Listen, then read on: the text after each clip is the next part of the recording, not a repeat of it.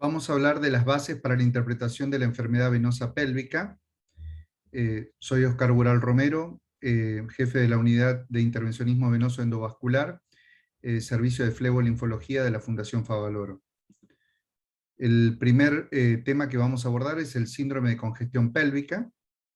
Muchos de los conceptos son del grupo iberoamericano de estudio pélvico, del cual pertenecemos. El dolor pélvico es multifactorial. Tenemos causas musculoesqueléticas, urológicas, neurológicas, psicológicas, ginecológicas, gastroenterológicas y hematológicas y vasculares. Por ende, cuando hacemos un abordaje y un tratamiento de un paciente con un dolor pélvico, debemos tener un equipo multidisciplinario. Y ese es el objetivo de la unidad de intervencionismo. ¿Qué prevalencia tiene el dolor pélvico crónico? Tiene una prevalencia similar a lo que es el asma y el dolor lumbar, una prevalencia en mujeres de edad reproductiva del 14 al 24%. El 14% de las mujeres en alguna vez en su vida van a experimentar el dolor pélvico. Genera trastornos psicológicos, depresión, ausentismo laboral, disminución de la fertilidad, deterioro en las funciones como a nivel familiar y elevado consumo y gasto en los sistemas de salud.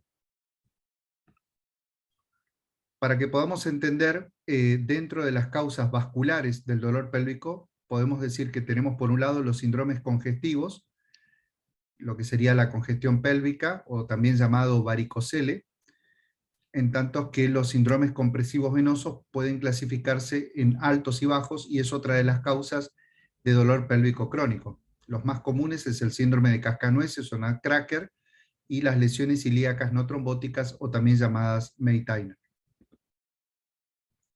El síndrome de congestión pélvica es un cuadro caracterizado por un aumento de las estructuras venosas intrapélvicas, que se vuelven tortuosas, irregulares, con éstasis, y dependen fundamentalmente de ejes gonadales dilatados o de ramas de la hipogástrica.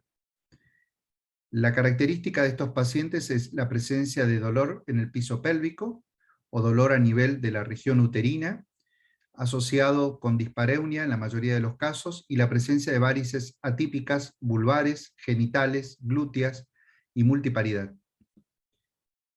Por eso muchas veces los pacientes vienen con este cuadro, con varices atípicas en región isquiática, subglútea, cara posterior de muslo. También lo pueden referir como pesadez perineal, dismenorrea o disuria, y generalmente tienen antecedentes de recidivas varicosas. Son pacientes que están operados en varias oportunidades. Las varices pélvicas juegan un papel importante en lo que es la fisiopatología de la insuficiencia venosa de miembros inferiores. Podemos decir que el 42% de las varices primarias están asociadas a reflujo safeno-femoral y tienen un origen pélvico. Y muchas veces se conectan con la vena safena anterior del muslo. El 20 al 80% de las varices recurrentes pueden tener un origen pélvico. Tenemos este concepto de niveles, entonces tenemos un nivel torácico abdominal, un nivel pélvico y un nivel de miembros inferiores. Si tenemos una fuga en una casa, en un techo de 2 plantas, donde justamente podemos ver que al principio se encharca el piso superior, después por gravedad se empieza a encharcar y empieza a filtrar al piso inferior. Entonces, por gravedad, si tenemos una insuficiencia en el primer nivel, puede transmitirse al segundo y por gravedad termina afectando a los miembros inferiores. El sustrato o la base de la insuficiencia venosa pélvica es la hipertensión venosa, y esto puede estar generado por, como dijimos, por cuadros de reflujo, dependiente de vasos gonadales o ramas de la ilíaca interna, o por fenómenos compresivos como el nutcracker y el May-Tyner, y por la colateralidad. Esta hipertensión venosa va a llevar a la formación de la congestión pélvica y a la aparición de varices pélvicas. Los pacientes pueden consultar con cuadros de dismenorrea, dispareunia, dolor lumbar, pesadez, ectasias. Este es un algoritmo de severidad, un score de severidad desarrollado por el Grupo Iberoamericano por el doctor Álvaro Sánchez Galán y el doctor Javier Leal Monedero. También pueden consultar por disuria, le vamos otorgando nivel de complejidad leve, moderado, severo, estreñimiento, varices genitales atípicas y hemorroides. Le damos un valor a cada síntoma de acuerdo a la gravedad y va de 0 a 30 puntos y podemos decir que leve es de 4 a 7, moderado de 8 a 15 y severo mayor de 15 puntos.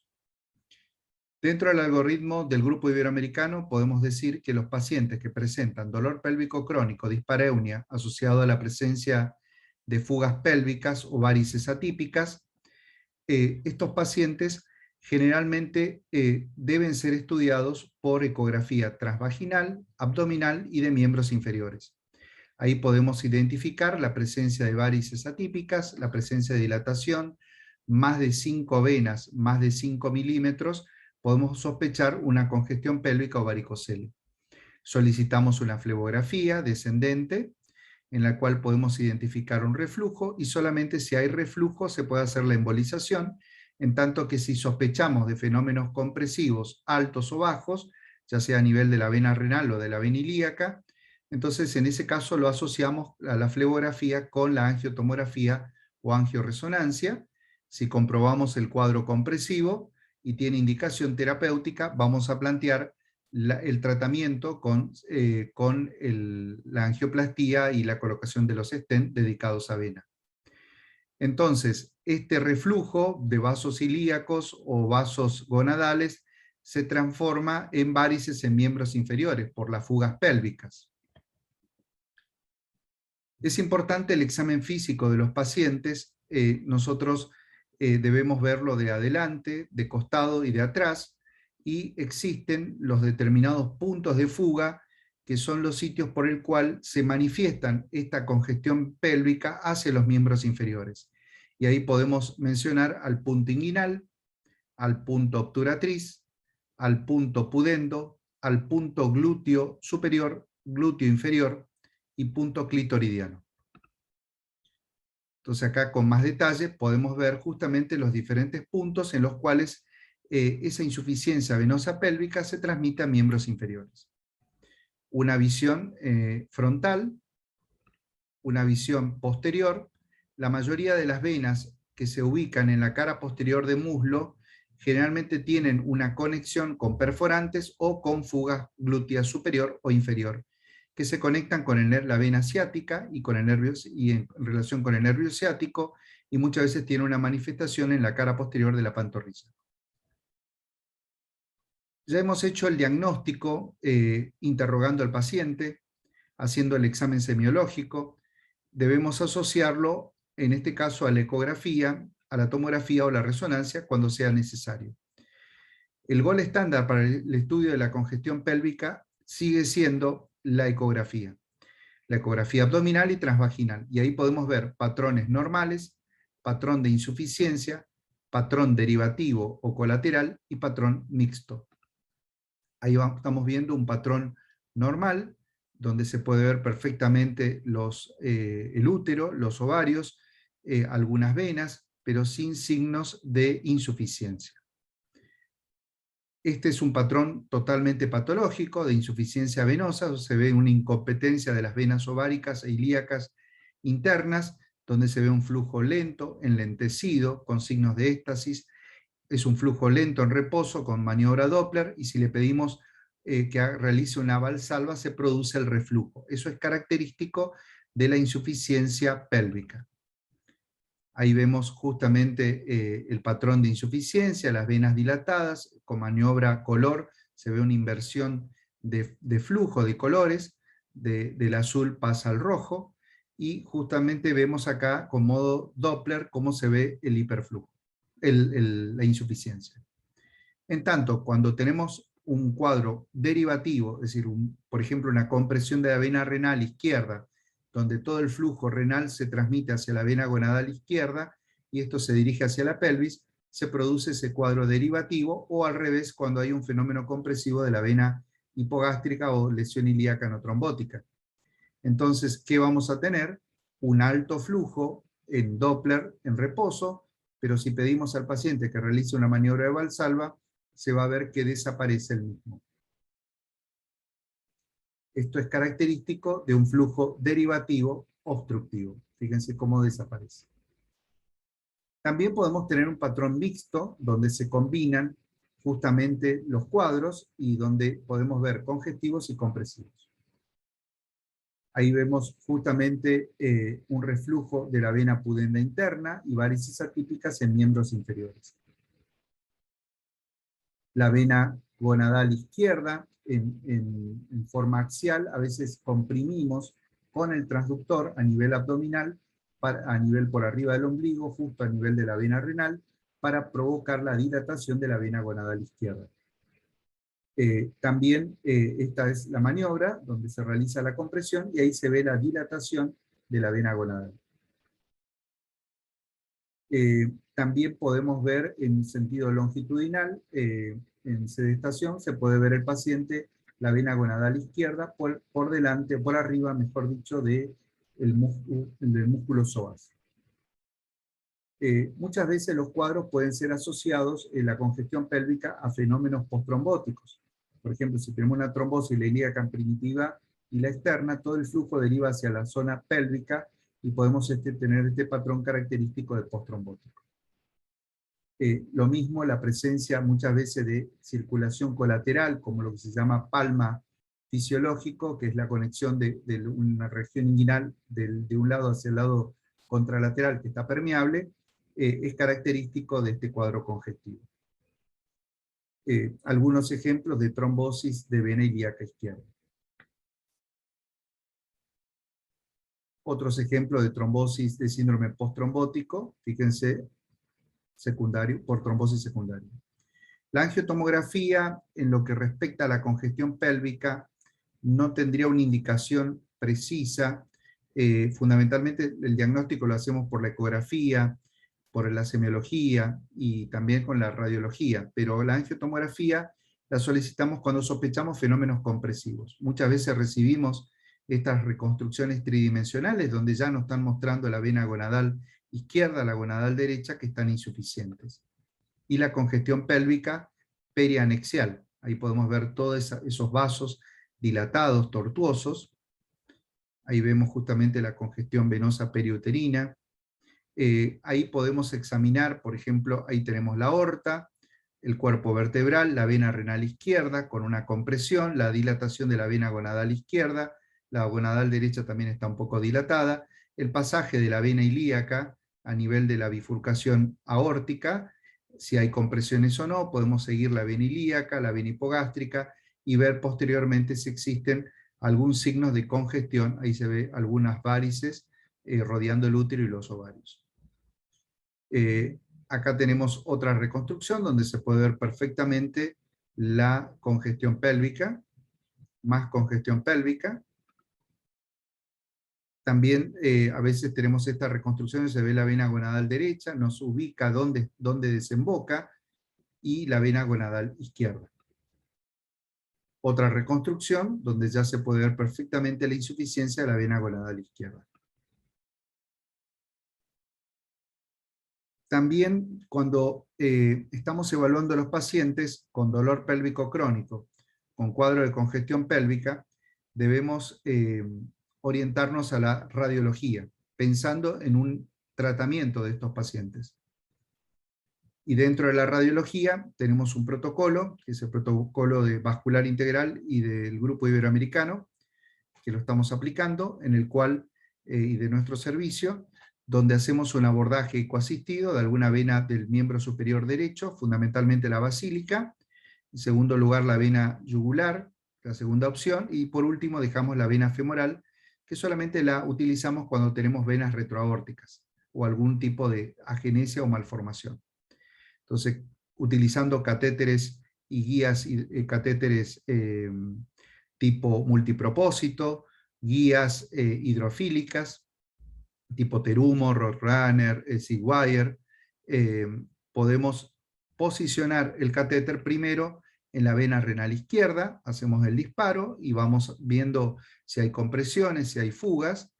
Después estudiamos la vena gonadal izquierda, la vena gonadal derecha, la vena ilíaca primitiva derecha y externa, para ver si hay compresiones, la hipogástrica derecha con todas ramas, la glútea superior, glútea inferior, pudenda, obturatriz, uterina, hemorroidal. Ahí también estudiamos la vena ilíaca izquierda, buscando fenómenos compresivos, que son los más frecuentes, la vena hipogástrica izquierda con todas sus ramas. Este es a modo de resumen de lo que vamos a ver fundamentalmente en este protocolo de estudio, donde vamos a estudiar la vena renal, la vena gonadales, las venas ilíacas y las ramas de la hipogástrica. También podemos definir qué grado de insuficiencia presenta este paciente, por ejemplo, grado 1 o grado 2 cuando llega a los anexos, y grado 3 cuando pasa hacia el lado contralateral. Este es el punto de fuga inguinal. Entonces ya teníamos el interrogatorio, el examen físico, la ecografía, y si lo asociamos a la radiología, completamos totalmente. Y acá lo que tenemos es una repermeabilización de la vena ligamento redondo, donde muchas veces se puede manifestar con esta tumoración inguinal que compromete el labio mayor, y donde justamente lo que tenemos acá es una repermeabilización del ligamento redondo. También una fuga pudenda interna, en este caso izquierda, donde muchas veces fíjense cómo el circuito se conecta con la vena obturatriz y se dirige directamente hacia el labio mayor. Una fuga obturatriz, donde podemos ver también justamente a este nivel, es en el tercio medio generalmente del labio mayor, y ahí se puede ver perfectamente la vena obturatriz. El punto glúteo superior, muchas veces vemos varices en cara posterior de muslo, las fugas en la glútea superior, ahí se puede ver perfectamente la insuficiencia de la glútea superior. Y el punto glúteo inferior, donde vemos justamente todo este trayecto varicoso que se origina del punto glúteo, y en conexión con la vena ciática.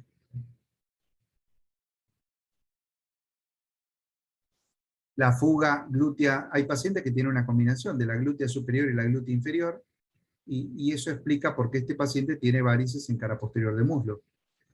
Había recibido cirugías previas, escleroterapia previa, pero sin respuesta. Evidentemente la fuga era de origen pélvico. Ponemos mucho hincapié en lo que es la correlación clínica, la correlación ecográfica, la correlación radiológica. Por eso nosotros ponemos mucho énfasis en la evaluación integral de los pacientes. Por eso en nuestra unidad tenemos ginecólogos, tenemos urólogos, tenemos médicos clínicos, todo el equipo de intervencionista, diagnóstico por imágenes, tanto en tomografía, resonancia, como lo que es de ecografía. De esa manera, en la mayoría de los casos, más del 90% de los casos, existe esa correlación. Si hay una clínica característica, una ecografía que lo demuestra, la radiología lo debería demostrar, lo debería afirmar. Por eso siempre trabajamos de esta manera. Existen muchas variantes anatómicas en venas, muchas variantes. La regla es la variación anatómica. No todos los pacientes son iguales. En arterias hay cierta uniformidad en la mayoría de los casos, hay muy pocas variantes, en tanto que en venas podemos tener toda la variante. La vena gonadal izquierda generalmente desemboca en la vena renal izquierda, pero también puede desembocar en forma con doble desembocadura o desembocar también en la cava. Por eso muchas veces si hacemos un clipaje proximal de la gonadal, a veces nos olvidamos de las variantes anatómicas, en tanto que la vena gonadal derecha es la que tiene más variación, puede desembocar en la vena cava o en la vena renal, o doble desembocadura, o múltiples desembocaduras. Otra cosa que, para complicar aún más la situación, aparte de las variantes anatómicas, debemos pensar que existen anastomosis de las venas gonadales. Por ejemplo, la vena gonadal izquierda, que se conecta con la vena renal, con la vena mesentérica inferior, con las venas lumbares, con la vena cava inferior, con la vena ligamento redondo. La vena gonadal derecha, que se conecta con la vena ligamento redondo, con la vena obturatriz, con la vena glútea inferior, y con la mesentérica superior y la vena renal polar inferior. En tanto que la vena obturatriz se conecta fundamentalmente con la vena ilíaca externa, que esto es importante cuando hacemos una embolización, que el coils no penetre en la vena femoral, y también con la glútea inferior, con la vena vulvar y con las venas pudenda interna. En tanto que la pudenda interna se conecta con la vena obturatriz, con la glútea inferior y con la vena femoral. En tanto que la glútea inferior se conecta con la vena ciática, la vena femoral, la vena poplitea y hasta con la vena obturatriz. Se ve justamente la conexión con vena obturatriz. Ya hemos planteado, ya tenemos un diagnóstico clínico, un diagnóstico ecográfico, un diagnóstico a veces tomográfico y radiológico. Y ahora nos vamos a, el paciente está muy sintomático, tiene clínica, tiene sintomatología característica, y le vamos a plantear la terapéutica. Entonces, ¿qué terapéutica le vamos a ofrecer al paciente? Puede ser tratamiento médico o intervencionista. Dentro del tratamiento médico tenemos diferentes opciones, como es el uso de los AINES, los opioides, antineuríticos, tratamientos hormonales, drogas flebotónicas, teniendo en cuenta que el dolor pélvico es crónico, genera trastornos psicológicos, por lo tanto nosotros también insistimos en las terapéuticas alternativas, ejercicios respiratorios, yoga, puntura, y nos basamos mucho en la psicoterapia. Dentro del tratamiento médico se han utilizado una cantidad de drogas, desde la medroxiprogesterona, asociados con el etonogestrel, también con tratamiento hormonal asociado a psicoterapia, y ha mejorado fundamentalmente la clínica de los pacientes y el grado de ansiedad que presentan estos pacientes. También se han utilizado agonistas de la hormona liberadora de gonadotrofina y la medroxiprogesterona y el valerato de estradiol. Durante muchos años, uno de los intentos de tratar de resolver la congestión pélvica fue la cirugía. Y la primera que se utilizó fue la ligadura de venas gonadales. Se ha visto que mejoraba en algunos casos y en otros casos empeoraba porque no resolvía las variantes anatómicas y las anastomosis que presentan estos vasos. El gran problema es cuando tenemos fugas, ya sea pudenda, obturatriz, glútea inferior, donde son estructuras que no están en el intraperitoneo, sino están en el retroperitoneo, donde ahí ya el abordaje es más complejo. Se ha planteado inclusive la anexohisterectomía o la sección y ligadura de esas fugas pélvicas. ¿Cuál fue el resultado fundamentalmente de estas cirugías, de la histerectomía, abordaje retroperitoneal, ligaduras? Y estamos hablando de una reducción del 50% del dolor. Y muchas veces a exacerbación del dolor como complicaciones neurológicas que podían presentar estos pacientes. Hay un grupo liderado por el doctor Franceschi, donde justamente él plantea que se puede hacer una sección y ligadura de la fuga pélvica asociado con escleroterapia. También la doctora Erika Mendoza también lo describió esta técnica en la cual se hace la sección de la fuga y la inyección de espuma. Nosotros creemos conveniente que no todas las fugas se pueden resolver de esta manera, teniendo en cuenta este concepto, el concepto de variación anatómica, el concepto de las anastomosis y el concepto de las múltiples desembocaduras que tienen estas venas. Por ello, hoy en día se trata de resolver la congestión pélvica con una terapéutica endovascular mínimamente invasiva, desde el uso de los coils, metacrilatos, oclusores. Los agentes embolizantes los podemos dividir en reversibles o irreversibles, y ahí tenemos una variedad. Se han utilizado a lo largo de la historia del tratamiento de la congestión pélvica desde coágulos, gel foam, metacrilatos, alcohol etílico, lipiodol, soluciones esclerosantes, coil, oclusores, Onyx, partículas. Nos quedamos fundamentalmente con los coils de liberación controlada y no controlada. Si tenemos que comparar ambos, preferimos los coils de liberación controlada, teniendo en cuenta que uno puede posicionar el coils Una vez que estamos seguros de la posición y que se armó bien el coils, ahí recién procedemos a la liberación. ¿Qué particularidad tienen los coils de liberación controlada? Seguridad y un adecuado posicionamiento, se liberan por acción mecánica o eléctrica, generalmente son de material de platino, están conectados a una guía portadora, tienen muchas longitudes variables y diámetros variables, y pueden ser fibrados o no fibrados. Esta particularidad, por ejemplo, en este coils, tenemos la particularidad de que son coils fibrados y tienen un mecanismo de liberación muy controlado. Estas fibras que presentan los coils tienen una elevada trombogenicidad, entonces hace que estos pacientes realicen una trombosis en forma casi inmediata del vaso. En tanto que los coils de liberación no controlada se han utilizado durante mucho tiempo, el único problema o inconveniente que presentamos es que vienen de poco diámetro, de poca longitud, es necesario utilizar muchos coils para poder tapar varios vasos, y por ende eso encarece el costo, y en cierta medida tenemos mayor riesgo de embolización o migración del mismo, por lo cual estamos tratando de evitar el uso de ese tipo de coils. Este es un coil de liberación controlada, donde también tiene un mecanismo de liberación mecánica. Otro tipo de liberación controlada, donde tenemos un mecanismo de macho y hembra, como si fuera un tornillo, que están encastrados, donde cuando uno lo gira en sentido antihorario, lo permite la liberación del mismo. Para poder integrar todo lo que hablamos, vamos a presentar un caso clínico en una mujer de 39 años de edad, antecedentes de 2 gestas, 2 partos, varices genitales en el segundo embarazo, dolor pélvico crónico 6 en 10, dolor y pesadez en miembros inferiores 8 en 10, dispareunia moderada, varices atípicas y 2 microcirugías.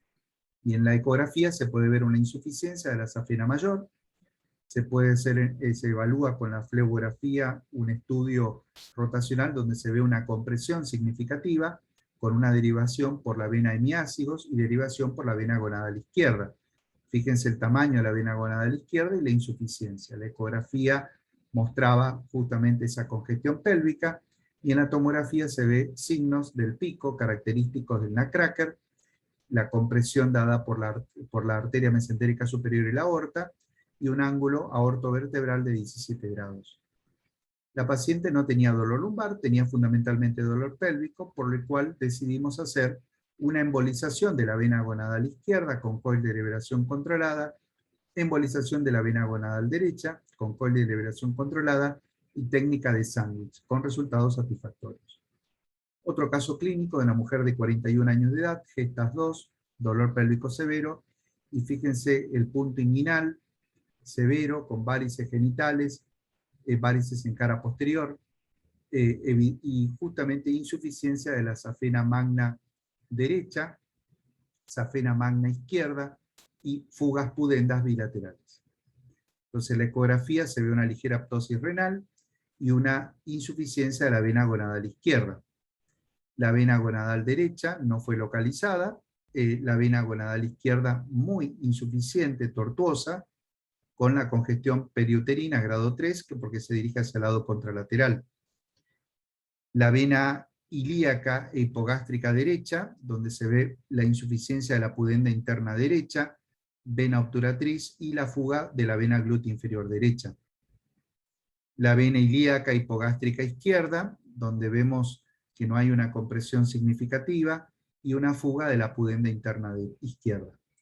Procedimos a hacer la embolización con técnica de sándwich. Primero se inyecta la espuma de toxiesclerol o polidocanol, generalmente es al 2%, con una dilución con aire, una dilución, perdón, de la solución con aire, una mezcla de 50 y 50, se prepara esa espuma con técnica Tessari, una llave 3 vías, y se procede a hacer la infusión primero de la espuma, luego el coils distal, y por último la espuma a nivel proximal. Este es el caso de una embolización gonadal izquierda del mismo paciente, donde vamos con los coils bien distales, los vamos armando, los vamos impactando, y posteriormente colocamos el otro coil y la espuma. La embolización de la pudenda interna izquierda, también primero se coloca mucha espuma, y posteriormente se procede a hacer la impactación de ese coil. Generalmente se utilizan coil de 18 o 20 milímetros por 40 centímetros de longitud o 25, dependiendo de la longitud del vaso.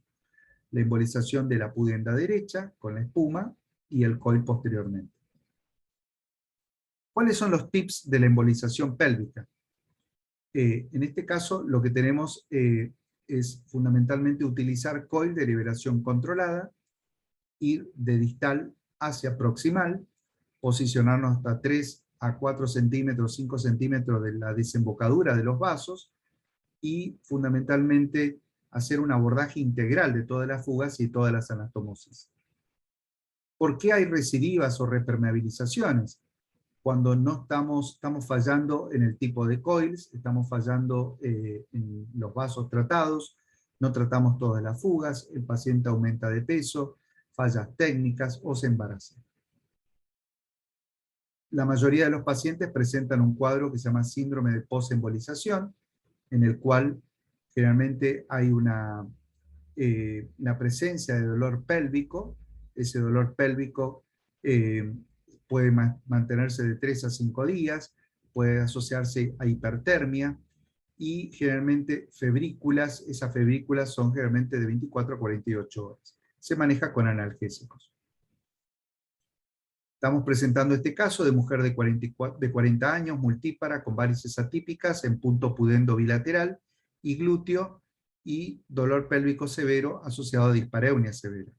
Fíjense esas varices atípicas, insuficiencia de la safena, insuficiencia de safena menor.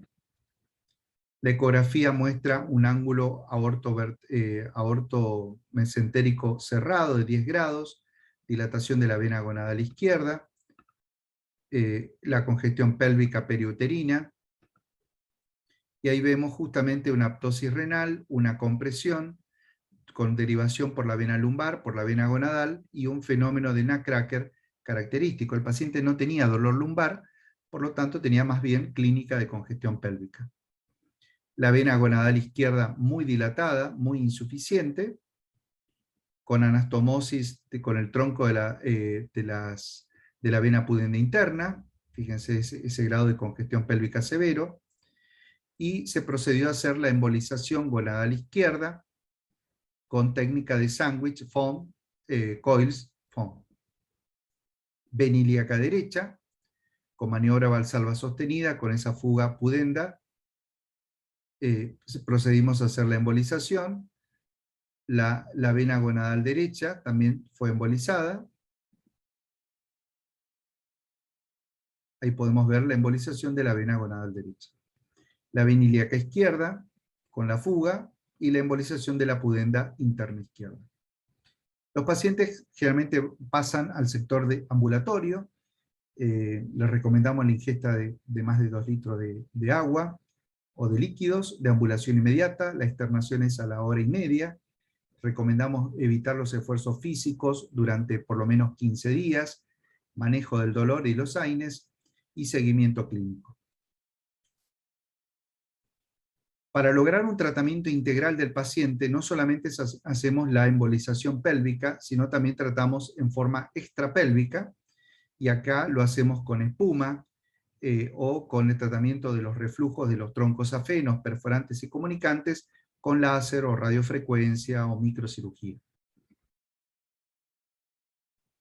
Por eso ponemos mucho hincapié en el tratamiento complementario de los puntos de fuga pélvicos. Entonces ahí lo asociamos con una correcta ecografía, donde podemos identificar la fuga pudenda en este caso, la fuga pudenda en relación al troncosafeno, la repermeabilización del ligamento redondo y esas varices inguinales atípicas, fuga glútea inferior en relación con el punto glúteo inferior y venas ciáticas, y hacemos el tratamiento complementario de todos esos puntos pudendo, clitoridiano, inguinal, obturatriz.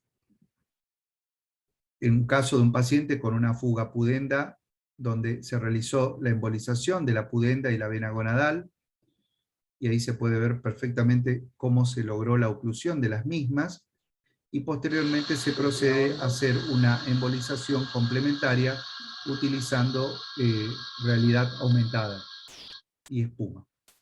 Otra embolización del punto pudendo interno, embolización del punto clitoridiano, embolización del punto inguinal. Acá tenemos que tener cierta precaución teniendo en cuenta que estamos próximos a la arteria femoral, a la vena femoral, y se hace bajo guía ecográfica, por lo tanto es una técnica muy segura. Y tratamiento, en este caso, de la pudenda obturatriz asociado a láser, espuma y resección escalonada. Otro ejemplo de tratamiento de fuga obturatriz con espuma y posteriormente con la cirugía. ¿Qué complicaciones tiene el tratamiento del síndrome de congestión pélvica, lo que sería la embolización? Que tengamos espasmo, perforación venosa, disección venosa, inherentes a la punción.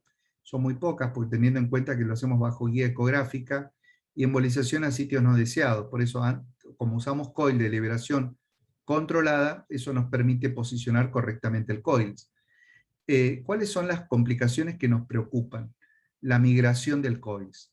Esto era muy frecuente y se daba fundamentalmente cuando usamos coil de liberación no controlada, donde ahí la vía de acceso y el posicionamiento era muy difícil de lograr, y si el paciente hacía una inspiración prolongada, una inspiración profunda, se podía provocar una embolización.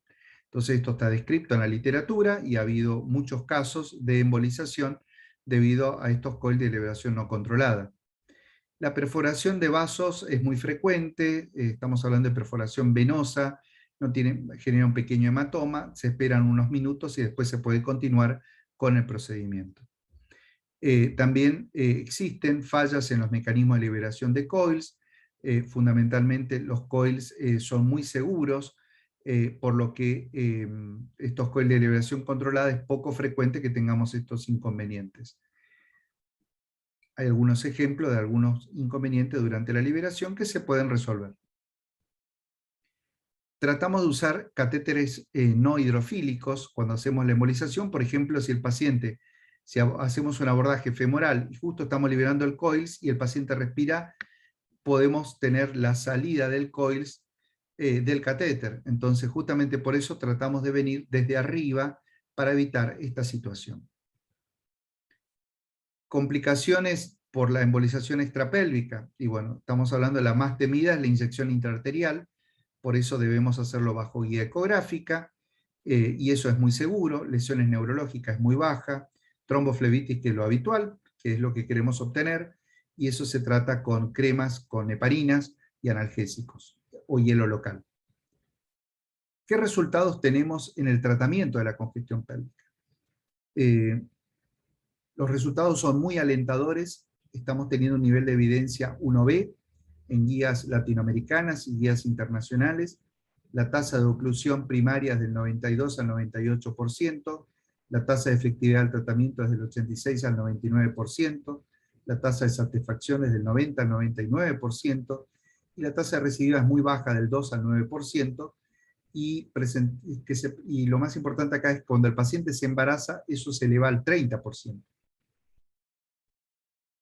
La mayoría de las series muestran una tasa elevada, muy elevada de satisfacción de los pacientes, una tasa de recidiva muy baja y una resolución del cuadro de congestión pélvica mayor del 90%.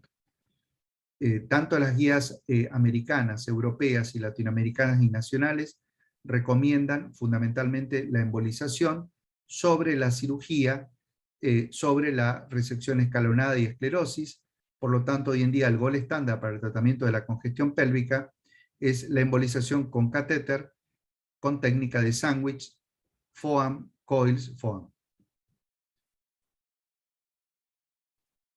Vamos a tocar otro tema, que es el síndrome de Nutcracker o síndrome de cascanueces. Estamos hablando de un fenómeno compresivo o también llamado compresivo alto. Los Nutcracker pueden ser anterior, pueden ser posterior o combinación de ambos, circunaórtica o anterior y posterior.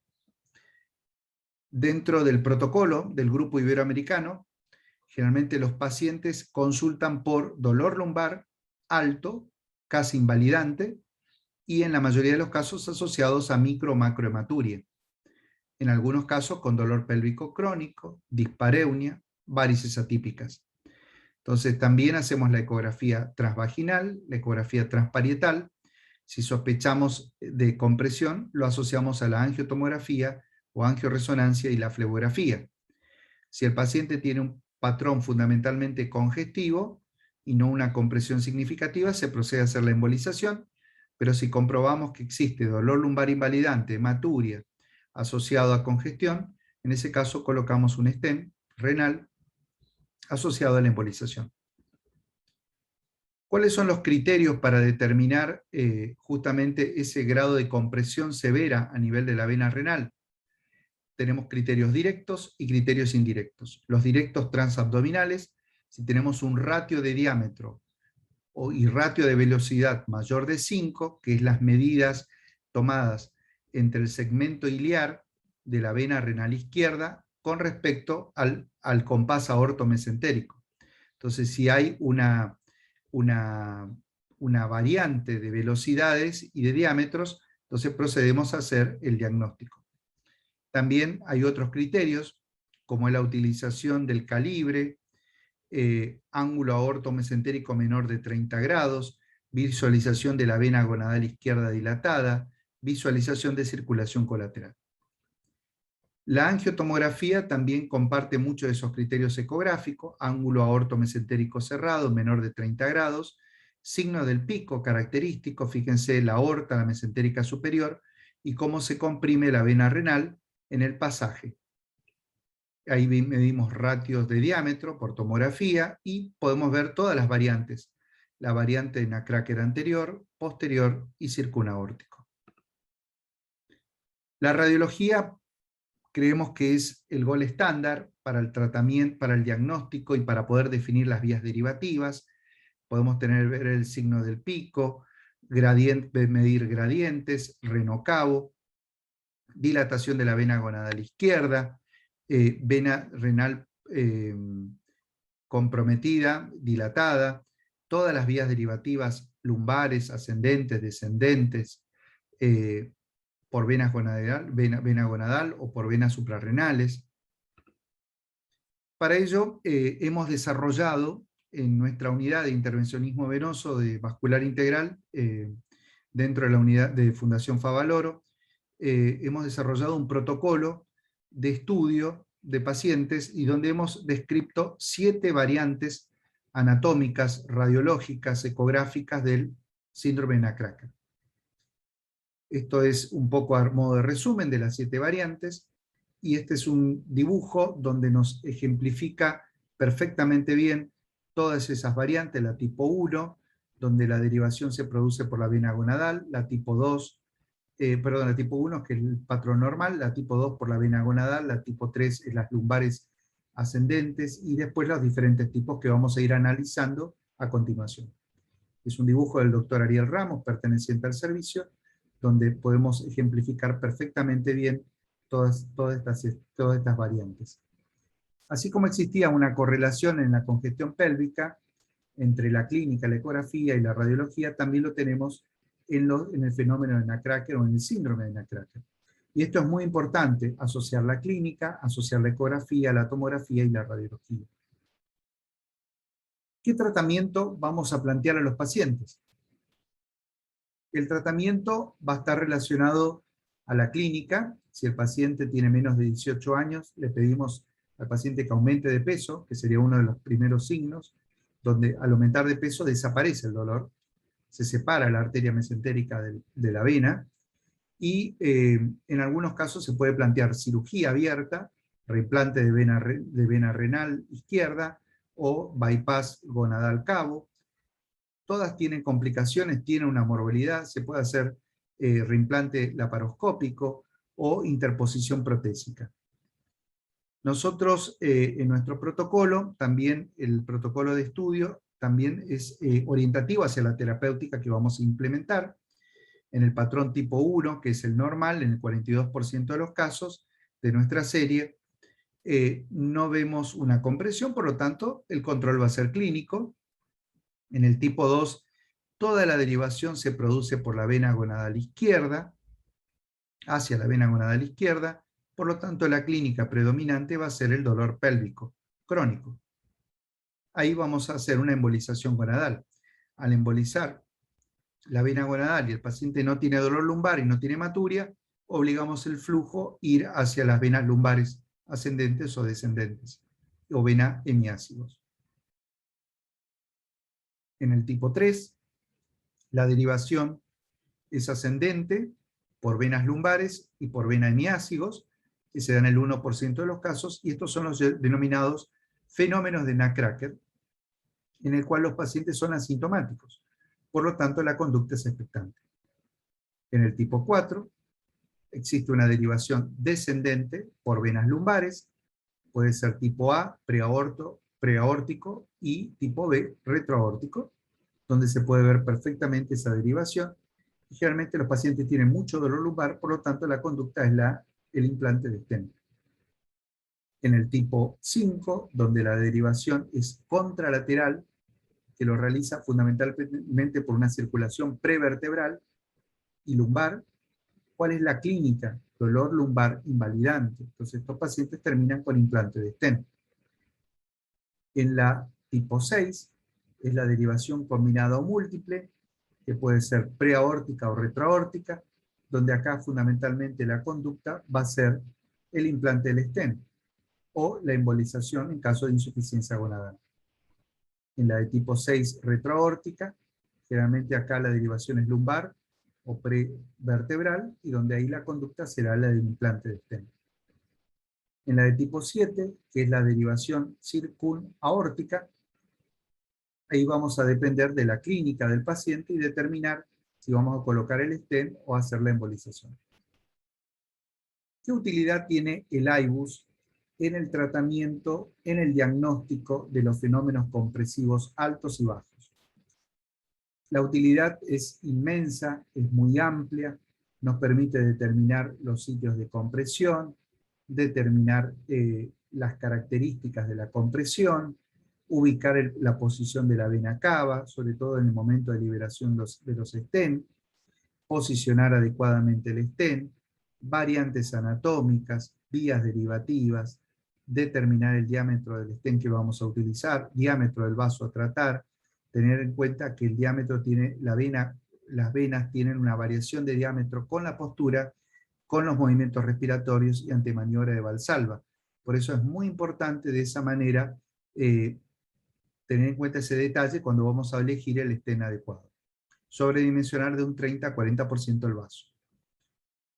Caso clínico de una mujer de 50 años, bajo peso, 46 kilogramos, longilínea, 2 embarazos, 2 partos. La característica era dolor lumbar intermitente, intensidad 3 en 10, de 4 años de evolución, pero fundamentalmente tenía dolor pélvico crónico, intensidad 8 en 10, dispareunia severa y no hematuria, y veíamos un patrón derivativo característico con un signo del pico por ecografía y la congestión pélvica. La tomografía mostró un signo de Nutcracker significativo con una derivación de la vena gonadal izquierda. Ahí vemos el signo del pico, característico. Fíjense, 14 milímetros tenía la vena renal, y a nivel del compás de 2 milímetros, el ratio es mayor de 5, y un ángulo aortomesentérico de 15 grados. Pero no tenía dolor lumbar, tenía fundamentalmente dolor pélvico. El tamaño de la vena gonadal izquierda, y van a ver el tamaño de la vena gonadal izquierda, de 11 milímetros, y radiológicamente, cuando hicimos la flebografía, nos encontramos con signos de Nutcracker tipo 2, con derivación por vena gonadal, con una dilatación aneurismática a la vena gonadal. Como no tenía dolor lumbar y no tenía hematuria, se procedió a hacer solamente la embolización de la vena gonadal con la técnica FOAM, espuma, coils, espuma.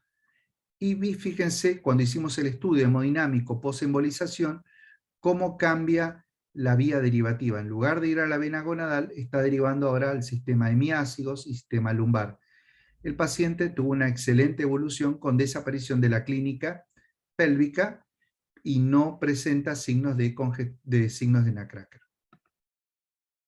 También procedimos a la embolización de la vena gonadal derecha, que estaba insuficiente.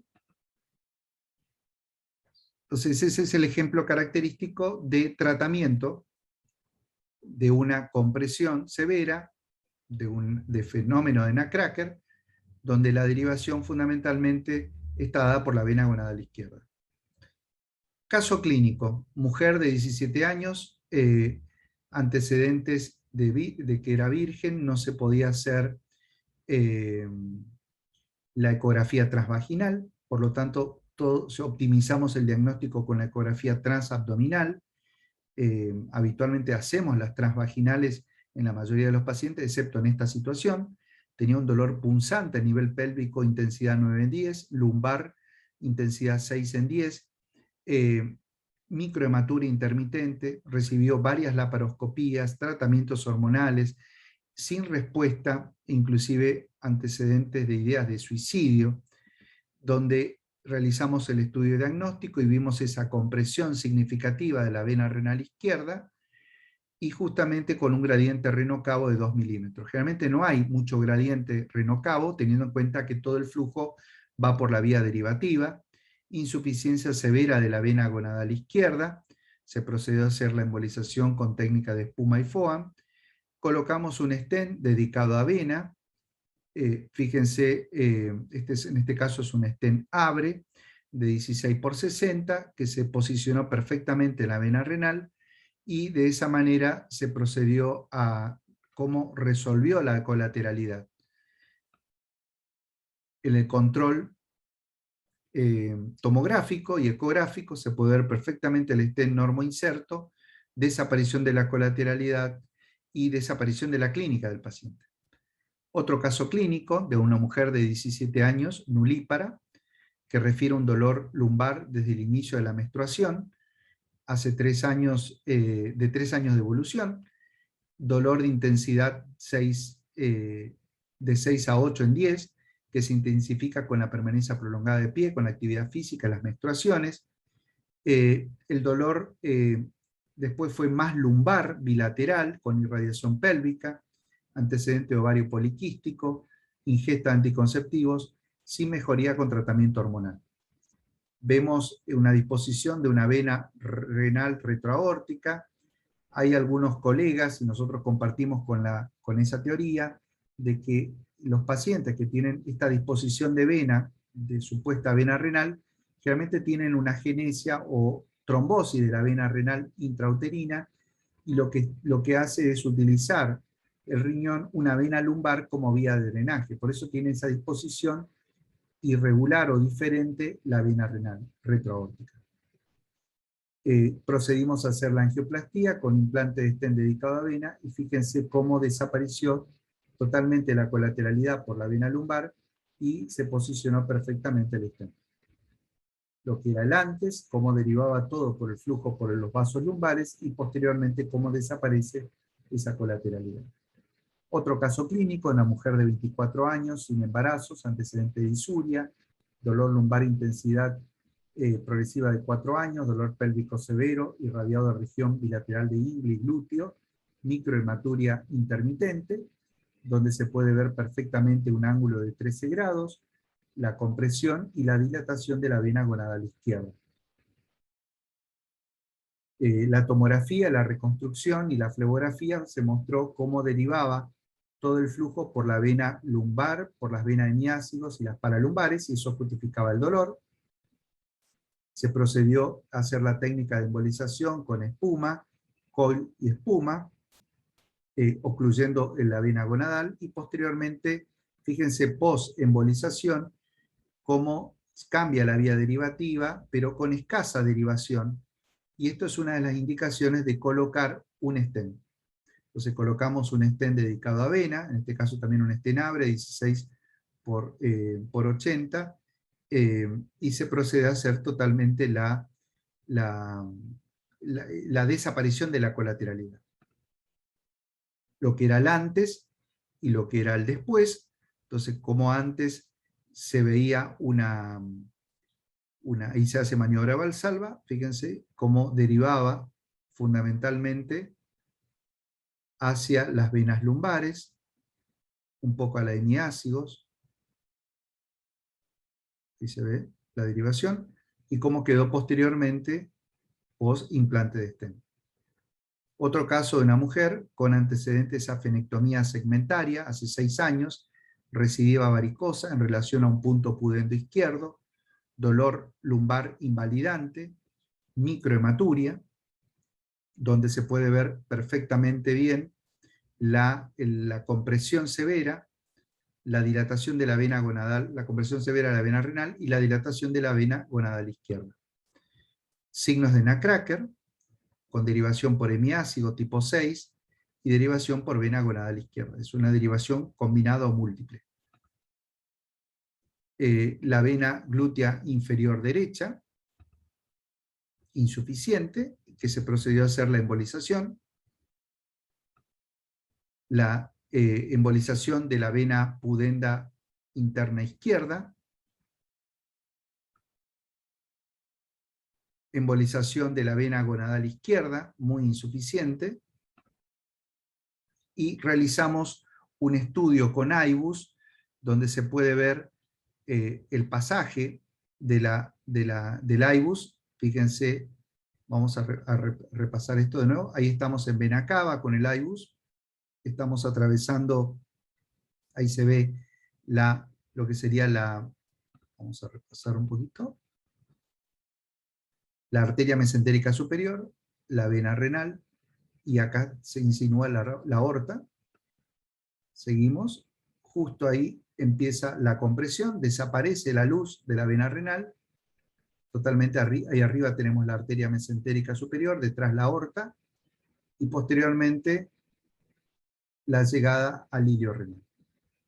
Entonces tenía signos radiológicos, signos ecográficos, clínica de dolor lumbar invalidante, y justamente el IBUS también lo confirmaba. Hicimos una predilatación con balones Conques de 9 por 40, y colocamos un stent dedicado a vena, stent Venovo de 16 por 40, y ahí se ve, impactamos el balón, el resultado preliminar y la persistencia de la colateralidad.